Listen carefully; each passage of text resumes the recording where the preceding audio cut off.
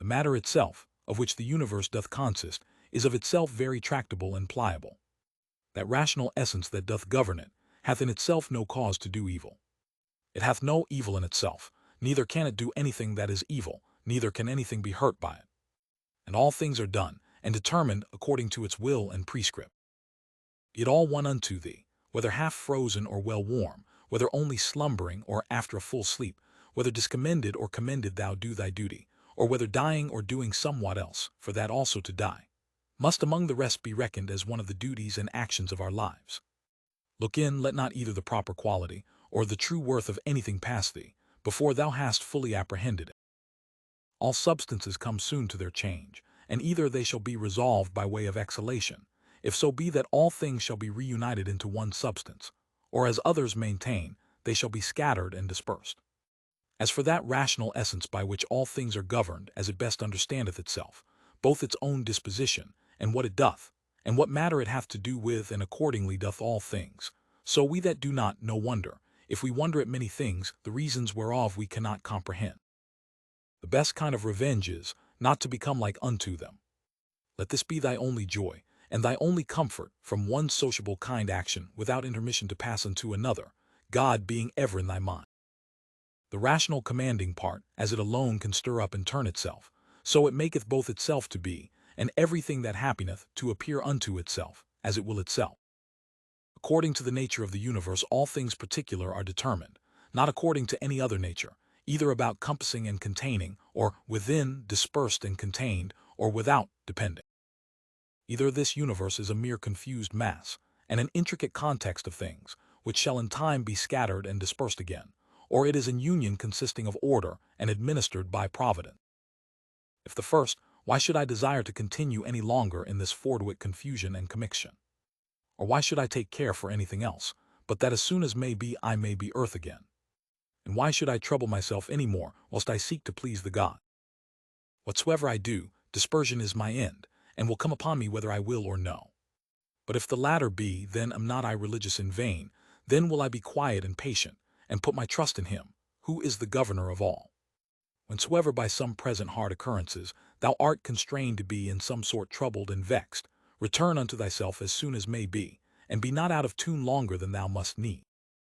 For so shalt thou be the better able to keep thy part another time, and to maintain the harmony if thou dost use thyself to this continually, once out, presently to have recourse unto it, and to begin again. If it were that thou hadst at one time both a stepmother and a natural mother living, thou wouldst honor and respect her also, nevertheless to thine own natural mother would thy refuge and recourse be continually. So let the court and thy philosophy be unto thee. Have recourse unto it often, and comfort thyself in her, by whom it is that those other things are made tolerable unto thee, and thou also in those things not intolerable unto others. How marvelous useful it is for a man to represent unto himself meats, and all such things that are for the mouth, under a right apprehension and imagination. As for example, this is the carcass of a fish, this of a bird, and this of a hog. And again more generally, this falernum, this excellent highly commended wine, is but the bare juice of an ordinary grape. This purple robe but sheep's hairs, dyed with the blood of a shellfish. So for coitus, it is but the attrition of an ordinary base entrail, and the excretion of a little vile snivel, with a certain kind of convulsion, according to Hippocrates his opinion. How excellent useful are these lively fancies and representations of things, thus penetrating and passing through the objects, to make their true nature known and apparent. This must thou use all thy life long, and upon all occasions, and then especially when matters are apprehended as of great worth and respect, thy art and care must be to uncover them, and to behold their vileness, and to take away from them all those serious circumstances and expressions, under which they made so grave a show. For outward pomp and appearance is a great juggler, and then especially art thou most in danger to be beguiled by it, when, to a man's thinking, thou most seemest to be employed about matters of moment. See what Crates pronounceth concerning Xenocrates himself. Those things which the common sort of people do admire, are most of them such things as are very general, and may be comprehended under things merely natural, or naturally affected and qualified, as stones, wood, figs, vines, olives. Those that be admired by them that are more moderate and restrained, are comprehended under things animated, as flocks and herds. Those that are yet more gentle and curious, Their admiration is commonly confined to reasonable creatures only, not in general as they are reasonable, but as they are capable of art, or of some craft and subtle invention, or perchance barely to reasonable creatures, as they that delight in the possession of many slaves. But he that honors a reasonable soul in general, as it is reasonable and naturally sociable, doth little regard anything else, and above all things is careful to preserve his own, in the continual habit and exercise both of reason and sociableness, and thereby doth cooperate with him, of whose nature he doth also participate, God. Some things hasten to be, and others to be no more. And even whatsoever now is, some part thereof hath already perished. Perpetual fluxes and alterations renew the world, as the perpetual course of time doth make the age of the world of itself infinite, to appear always fresh and new. In such a flux and course of all things, what of these things that hasten so fast away should any man regard, since among all there is not any that a man may fasten and fix upon? As if a man would settle his affection upon some ordinary sparrow living by him, who is no sooner seen than out of sight. For we must not think otherwise of our lives than as a mere exhalation of blood, or of an ordinary respiration of air. For what in our common apprehension is, to breathe in the air and to breathe it out again, which we do daily, so much is it and no more, at once to breathe out all thy respirative faculty into that common air from whence but lately, as being but from yesterday and today, thou didst first breathe it in, and with it life. Vegetative spiration, it is not surely which plants have, that in this life should be so dear unto us, nor sensitive respiration, the proper life of beasts, both tame and wild, nor this our imaginative faculty, nor that we are subject to be led and carried up and down by the strength of our sensual appetites, or that we can gather and live together, or that we can feed, for that in effect is no better than that we can void the excrements of our food. What is it then that should be dear unto us? To hear a clattering noise. If not that, then neither to be applauded by the tongues of men. For the praises of many tongues is in effect no better than the clattering of so many tongues. If then neither applause, what is there remaining that should be dear unto thee? This I think, that in all thy motions and actions thou be moved, and restrained according to thine own true natural constitution and construction only. And to this even ordinary arts and professions do lead us. For it is that which every art doth aim at, that whatsoever it is, that is by art affected and prepared, may be fit for that work that it is prepared for. This is the end that he that dresseth the vine, and he that takes upon him either to tame colts, or to train up dogs, doth aim at. What else doth the education of children, and all learned professions tend unto? Certainly then it is that which should be dear unto us also. If in this particular it go well with thee, care not for the obtaining of other things. But is it so, that thou canst not but respect other things also? Then canst not thou truly be free. Then canst thou not have self-content, then wilt thou ever be subject to passion. For it is not possible, but that thou must be envious, and jealous, and suspicious of them whom thou knowest can bereave thee of such things, and again, a secret underminer of them, whom thou seest in present possession of that which is dear unto thee. To be short, he must of necessity be full of confusion within himself, and often accuse the gods, whosoever stands in need of these things. But if thou shalt honor and respect thy mind only, that will make thee acceptable towards thyself, towards thy friends very tractable, and conformable and concordant with the gods, that is, accepting with praises whatsoever they shall think good to appoint and allot unto thee. Under, above, and about are the motions of the elements, but the motion of virtue is none of those motions, but is somewhat more excellent and divine, whose way to speed and prosper in it must be through a way that is not easily comprehended. Who can choose but wonder at them? They will not speak well of them that are at the same time with them and live with them, yet they themselves are very ambitious, that they that shall follow, whom they have never seen, nor shall ever see, should speak well of them. As if a man should grieve that he hath not been commended by them, that lived before him. Do not ever conceive anything impossible to man, which by thee cannot, or not without much difficulty be effected, but whatsoever in general thou canst conceive possible and proper unto any man, think that very possible unto thee also.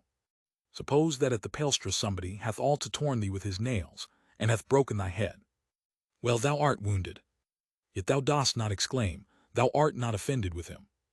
Thou dost not suspect him for it afterwards, as one that watcheth to do thee a mischief. Yea, even then, though thou dost thy best to save thyself from him, yet not from him as an enemy. It is not by way of any suspicious indignation, but by way of gentle and friendly declination.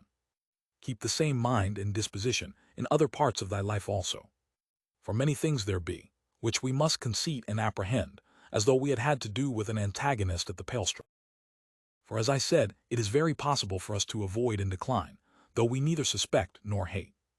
If anybody shall reprove me, and shall make it apparent unto me, that in any either opinion or action of mine I do err, I will most gladly retract. For it is the truth that I seek after, by which I am sure that never any man was hurt, and as sure that he is hurt that continueth in any error or ignorance whatsoever. I for my part will do what belongs unto me.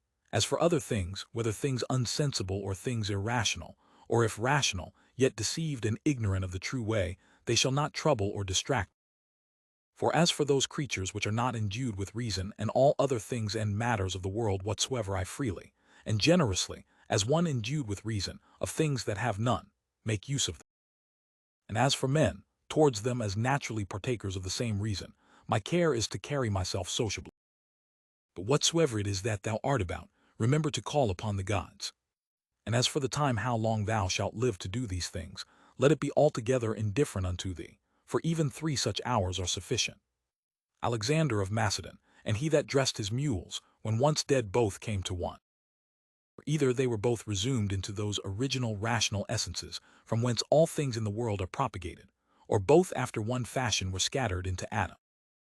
XXII consider how many different things, whether they concern our bodies or our souls, in a moment of time come to pass in every one of us, and so thou wilt not wonder if many more things, or rather all things that are done, can at one time subsist, and coexist in that both one and general, which we call the world. If any should put this question unto thee, how this word Antoninus is written, wouldst thou not presently fix thine intention upon it, and utter out in order every letter of it? And if any shall begin to gainsay thee, and quarrel with thee about it, wilt thou quarrel with him again, or rather go on meekly as thou hast begun, until thou hast numbered out every letter? Here then likewise remember, that every duty that belongs unto a man doth consist of some certain letters or numbers as it were, to which without any noise or tumult keeping thyself, thou must orderly proceed to thy proposed end, forbearing to quarrel with him that would quarrel and fall out with thee. Is it not a cruel thing to forbid men to affect those things, which they conceive to agree best with their own natures, and attend most to their own proper good and behoof? But thou after a sort deniest them this liberty, as often as thou art angry with them for their sin.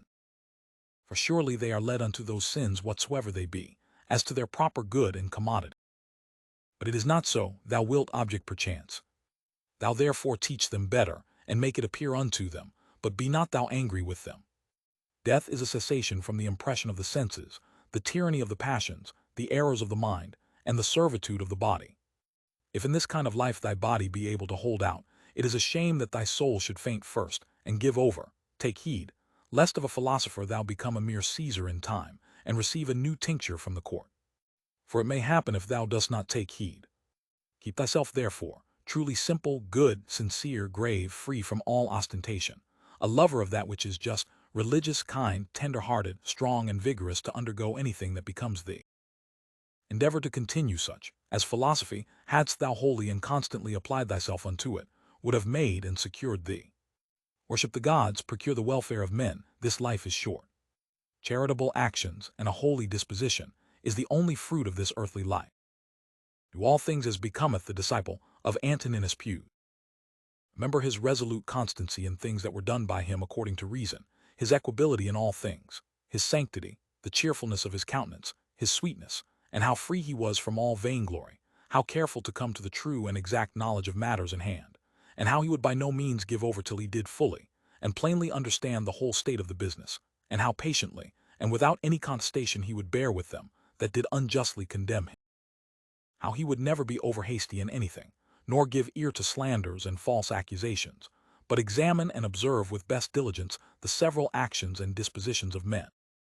Again, how he was no backbiter, nor easily frightened, nor suspicious, and in his language free from all affectation and curiosity, and how easily he would content himself with few things, as lodging, bedding, clothing, and ordinary nourishment and attendance. How able to endure labor, how patient, able through his spare diet to continue from morning to evening without any necessity of withdrawing before his accustomed hours to the necessities of nature, his uniformity and constancy in matter of friendship. how he would bear with them that with all boldness and liberty opposed his opinions, and even rejoice if any man could better advise him, and lastly, how religious he was without superstition. All these things of him remember, that whensoever thy last hour shall come upon thee, it may find thee, as it did him, ready for it in the possession of a good conscience.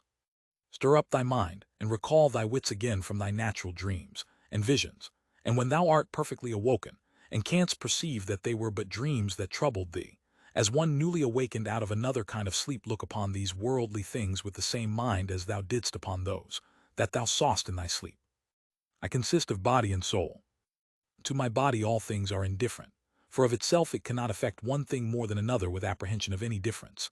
As for my mind, all things which are not within the verge of her own operation are indifferent unto her, and for her own operations those altogether depend of her, neither does she busy herself about any, but those that are present. For as for future and past operations, those also are now at this present indifferent unto her.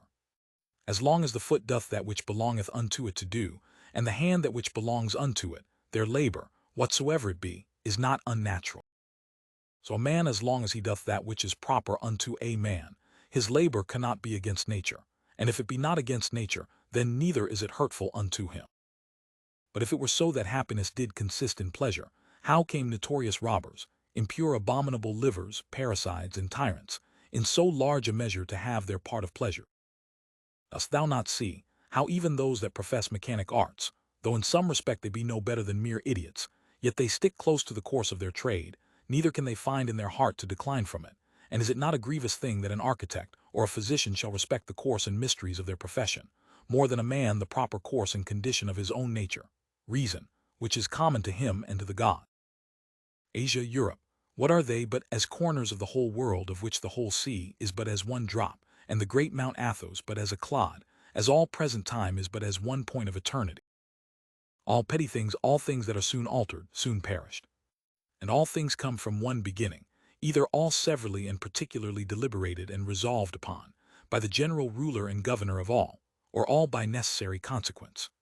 So that the dreadful hiatus of a gaping lion, and all poison and all hurtful things, are but as the thorn and the mire, the necessary consequences of goodly fair things. Think not of these, therefore, as things contrary to those which thou dost much honor and respect, but consider in thy mind the true fountain of all.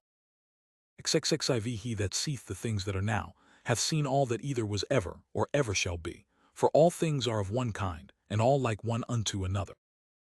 Meditate often upon the connection of all things in the world, and upon the mutual relation that they have one unto another. For all things are after a sort folded and involved one within another, and by these means all agree well together. For one thing is consequent unto another, by local motion, by natural conspiration and agreement, and by substantial union, or reduction of all substances into one. Fit and accommodate thyself to that estate and to those occurrences, which by the destinies have been annexed unto thee, and love those men whom thy fate it is to live with, but love them truly. An instrument, a tool, an utensil, whatsoever it be, if it be fit for the purpose it was made for, it is as it should be, though he perchance that made and fitted it be out of sight and gone. But in things natural, that power which hath framed and fitted them is and abideth within them still, for which reason she ought also the more to be respected, and we are the more obliged, if we may live and pass our time according to her purpose and intention, to think that all is well with us, and according to our own minds.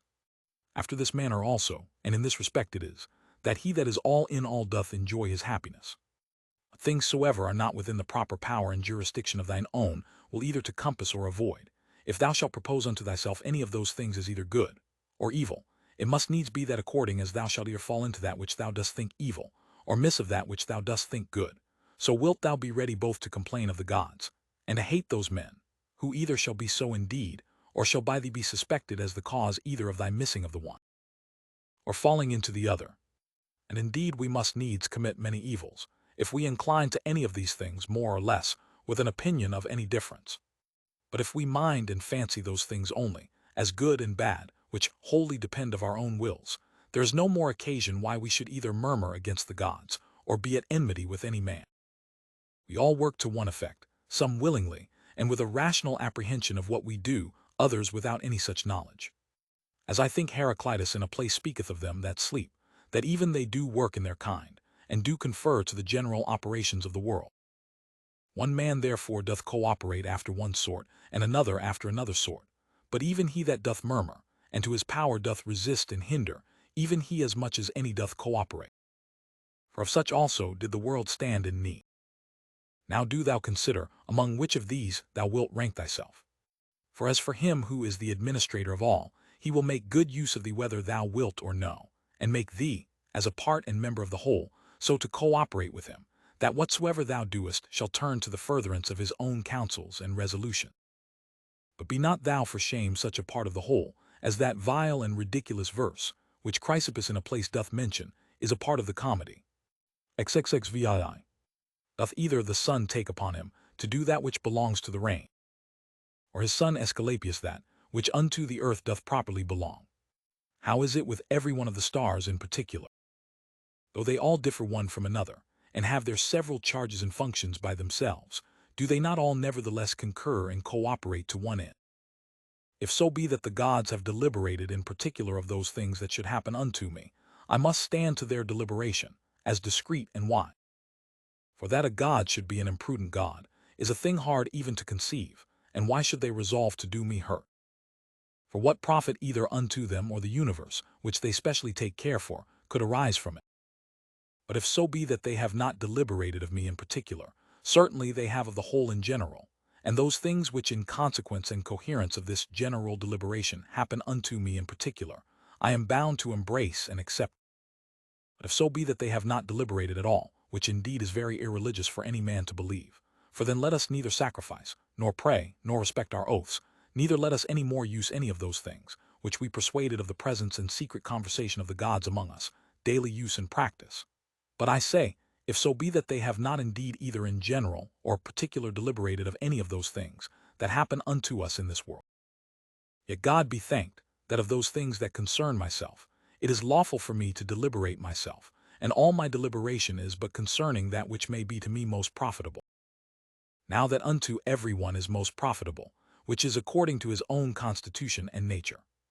And my nature is, to be rational in all my actions and as a good and natural member of a city and commonwealth, towards my fellow members ever to be sociably and kindly disposed and affected. My city and country as I am Antoninus, is Rome as a man, the whole world. Those things therefore that are expedient and profitable to those cities, are the only things that are good and expedient for me. Whatsoever in any kind doth happen to any one, is expedient to the whole. And thus much to content us might suffice, that it is expedient for the whole in general. But yet this also shalt thou generally perceive, if thou dost diligently take heed, that whatsoever doth happen to any one man or men.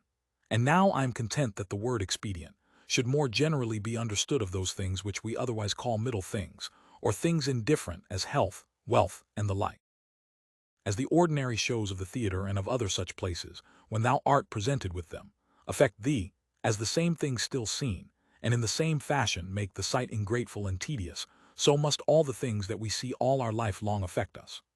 For all things above and below are still the same, and from the same causes. When then will there be an end? Let the several deaths of men of all sorts, and of all sorts of professions, and of all sort of nations, be a perpetual object of thy thoughts, so that thou mayst even come down to Philistio, Phobus, and Origanius. Pass now to other generations. Thither shall we after many changes, where so many brave orators are, where so many grave philosophers, Heraclitus, Pythagoras, Socrates, where so many heroes of the old times, and then so many brave captains of the latter times, and so many kings.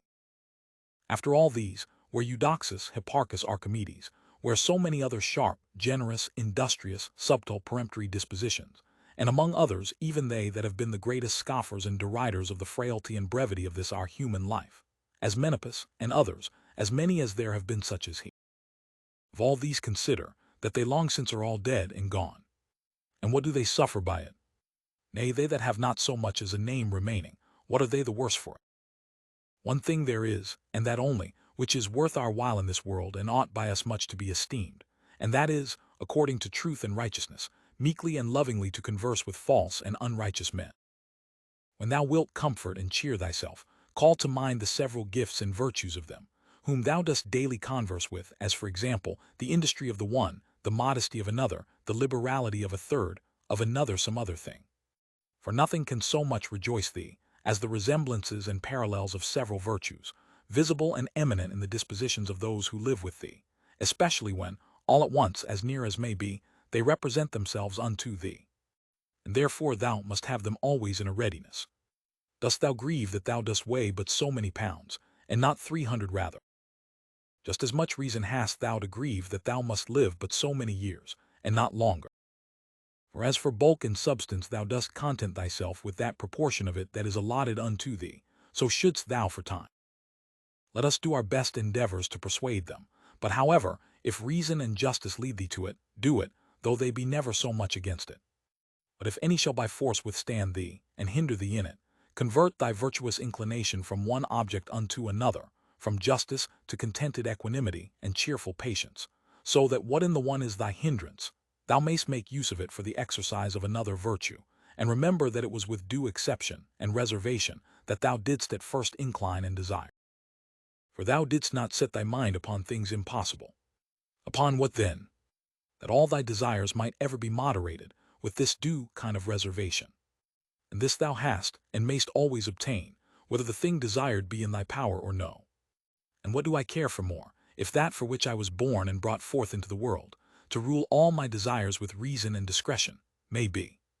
The ambitious supposeth another man's act, praise, and applause to be his own happiness, the voluptuous his own sense and feeling, but he that is wise, his own action. It is in thy power absolutely to exclude all manner of conceit and opinion, as concerning this matter, and by the same means, to exclude all grief and sorrow from thy soul. For as for the things and objects themselves, they of themselves have no such power, whereby to beget and force upon us any opinion at all. Use thyself when any man speaks unto thee, so to hearken unto him, as that in the interim thou give not way to any other thoughts, that so thou mayst, as far as is possible, seem fixed and fastened to his very soul, whosoever he be that speaks unto thee. That which is not good for the beehive cannot be good for the bee. Will either passengers or patients find fault and complain, either the one if they be well carried, or the others if well cured? Do they take care for any more than this? The one, that their shipmaster may bring them safe to land, and the other, that their physician may effect their recovery. How many of them who came into the world at the same time when I did, are already gone out of it? To them that are sick of the jaundice, honey seems bitter, and to them that are bitten by a mad dog, the water terrible, and to children, a little ball seems a fine thing. And why then should I be angry? Or do I think that error and false opinion is less powerful to make men transgress, than either choler, being immoderate and excessive, to cause the jaundice, or poison to cause rage? No man can hinder thee to live, as thy nature doth require. Nothing can happen unto thee, but what the common good of nature doth require. What manner of men they be whom they seek to please, and what to get, and by what actions, how soon time will cover and bury all things, and how many it hath already buried.